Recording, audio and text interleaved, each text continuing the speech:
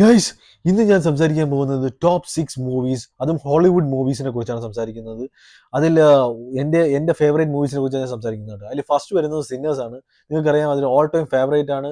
One of the best classic movies recently 2025 ഇറങ്ങിയ best മൂവീസാണ്. അത് നല്ലൊരു ഹൊററാണ്, സോംബി മൂവിയും കൂടിയാണ്. To watch it.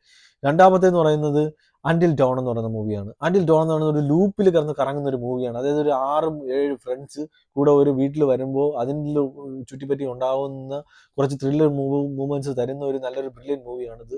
അത് നെറ്റ്ഫ്ലിക്സിലുണ്ട്. മൂന്നാമത്തേന്ന് പറഞ്ഞാൽ ബ്രിങ് ഹർ ബാക്ക്. അതെന്ന് പറഞ്ഞാൽ ഒരു കുട്ടി പയ്യൻ്റെ ഒരു കഥയാണ്.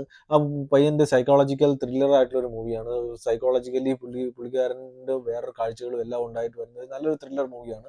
ഫോർത്ത് എന്ന് പറയുന്നത് വേക്ക് അപ്പ് ഡെഡ് മാൻ എന്ന് പറയുന്ന മൂവിയാണ്. നൈഫ്സ് ഔട്ടിൻ്റെ തേർഡ് മൂവിയാണ്. അത് അടിപൊളി മൂവിയാണ്. ഡാനിയൽ ക്രേഗിൻ്റെ one of the best movies ആണ്.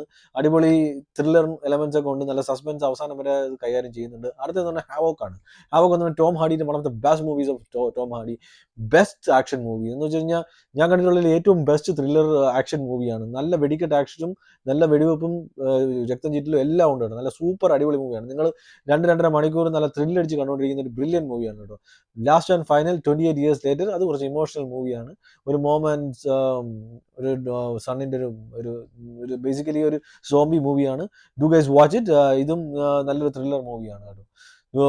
Take care, by.